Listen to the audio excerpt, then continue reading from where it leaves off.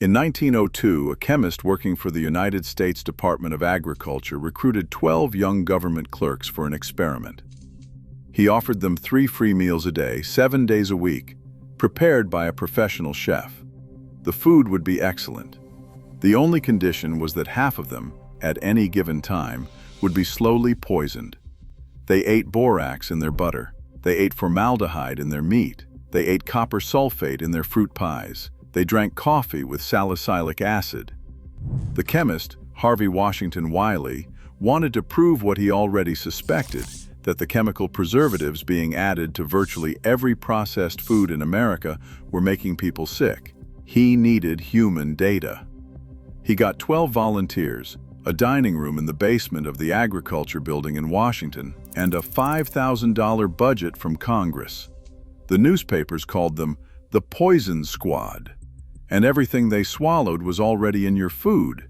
If this is your first time here, subscribe and like. Each video on this channel traces a different system that was quietly replaced during the same few decades of American history. I came to this the way I come to all of these. I was tracing how food supply chains changed after the Civil War, looking at when Americans stopped eating food they grew or bought from someone they knew and started eating food manufactured by companies they had never heard of. The transition happened faster than I expected. What I found in the gap between the old system disappearing and the new regulations arriving was a period of roughly 50 years where the American food supply was, by any honest measure, a free-for-all. Before the 1880s, most Americans ate food that was local by default.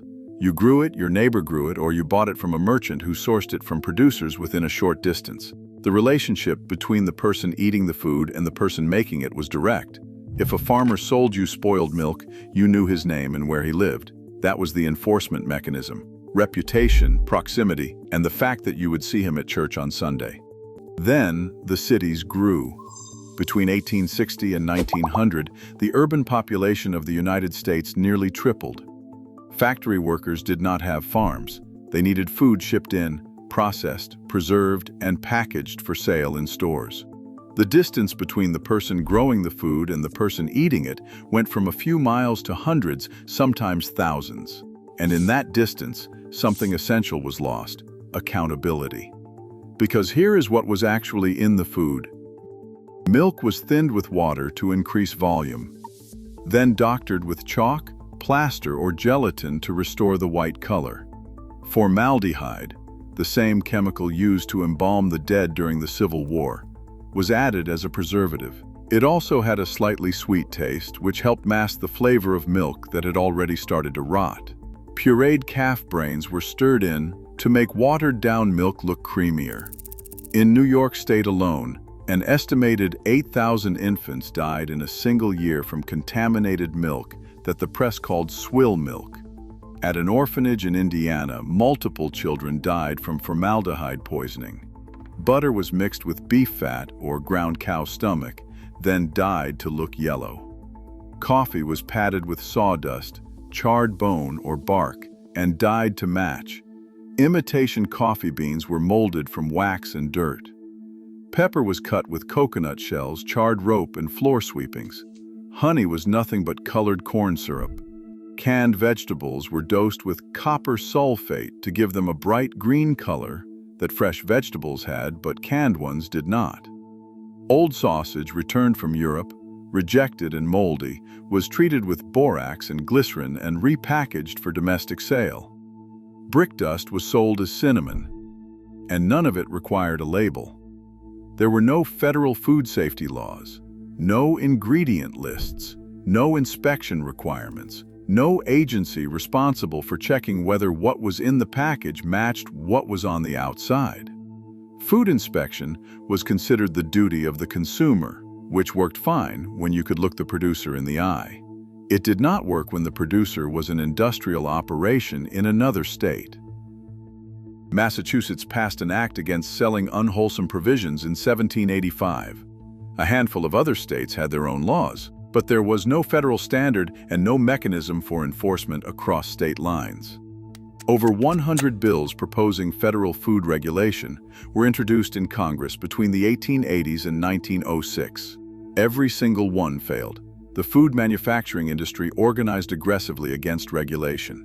They formed the Food Manufacturers Association specifically to fight Wiley and his allies. They funded sympathetic congressmen. They hired journalists to write favorable coverage, and they argued, in terms that should sound familiar by now, that regulation was unnecessary because the industry could govern itself.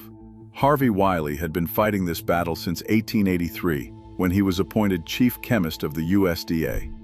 He spent 2 decades cataloging what was actually in American food: the borax in ham, the formaldehyde in milk, the arsenic and lead used to brighten the colors in candy. He published reports. He testified before Congress. Nothing moved. The bills kept dying in committee because senators kept taking money from the food and chemical industry to make sure they died. So, in 1902, Wiley decided to prove it with human bodies. The Poison Squad experiments ran for 5 years. 12 volunteers at a time ate gourmet meals laced with the same chemicals sold in grocery stores across America. They tested borax first. Half the volunteers dropped out from illness before the trial ended, reporting headaches and stomach pain. Then salicylic acid, then sulfuric acid, then sodium benzoate, where only 3 of 12 volunteers made it to the end. Then formaldehyde, which was so brutal the experiment had to be terminated early. The Poison Squad became front-page news. There were songs written about them. The public was horrified to learn that the chemicals making these healthy young men violently ill were the same ones in the butter and milk they fed their children every morning. 1 million American women wrote letters to the White House demanding action, and still Congress did nothing. The food industry's lobbying operation was that effective. It took a novelist to break the deadlock. In 1904, a 26-year-old socialist named Upton Sinclair spent 7 weeks working undercover in the meatpacking plants of Chicago's Union stockyards. He was investigating labor conditions for a socialist newspaper. What he found was worse than he imagined. The resulting novel, The Jungle, published in 1906, described meat stored in piles on the floor where workers trampled and spat on it. Thousands of rats raced across the meat in dark storage rooms. Poisoned bread was laid out to kill the rats, and when the rats died, the rats, the bread, and the meat all went into the sausage hoppers together. Old sausage returned from Europe, moldy and white, was treated with borax and glycerin, reground, and sold as new. Workers with tuberculosis coughed and spat blood onto the processing floor. Open latrines stood next to where the meat was handled. The book was rejected by 5 publishers before Doubleday printed it.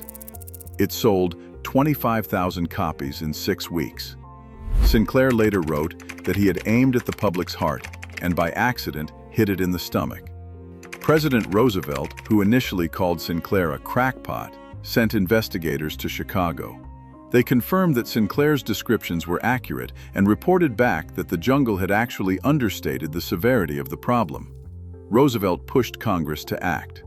On June 30, 1906, he signed both the Meat Inspection Act and the Pure Food and Drug Act into law on the same day.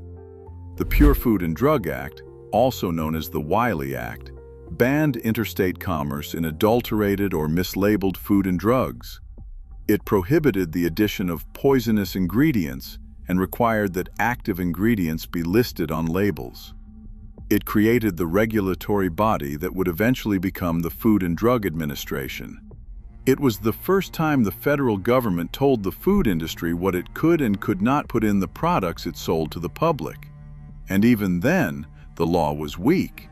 It focused primarily on labeling, on the theory that if consumers knew what was in their food, they could make informed decisions.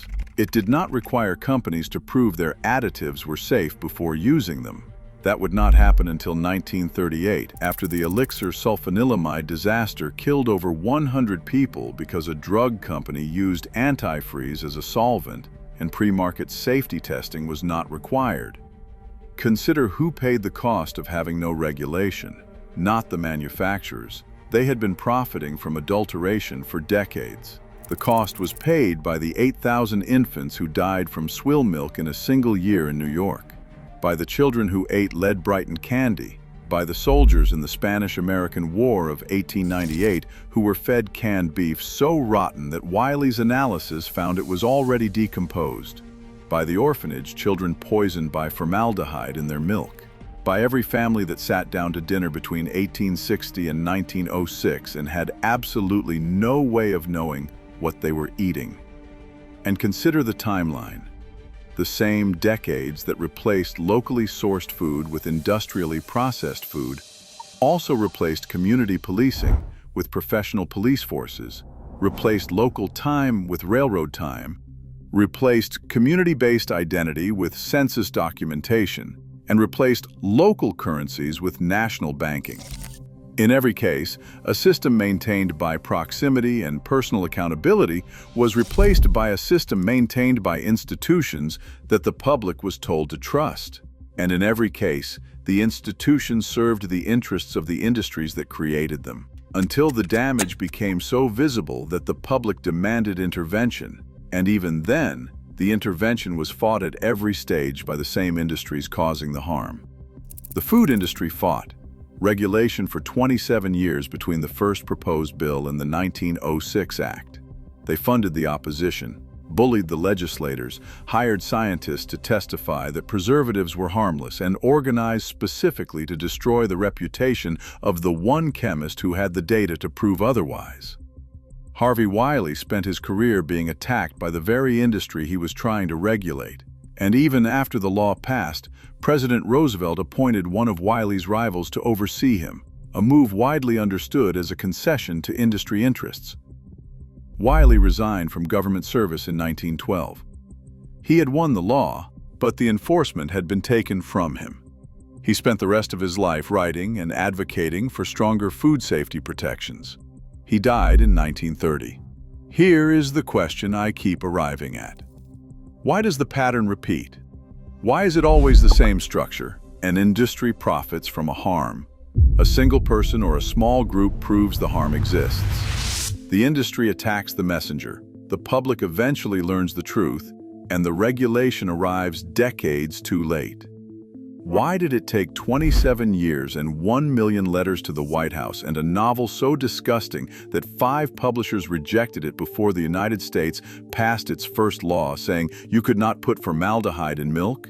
And why, when you line it up next to the lead in the gasoline and the strangers with badges replacing the neighbors who knew your name and the railroad clocks replacing the sun, does it all happen in the same decades? I don't have answers. Only patterns. And once you see the pattern, you cannot unsee it. If you've made it this far, you already see it. Subscribe, because the next one goes deeper.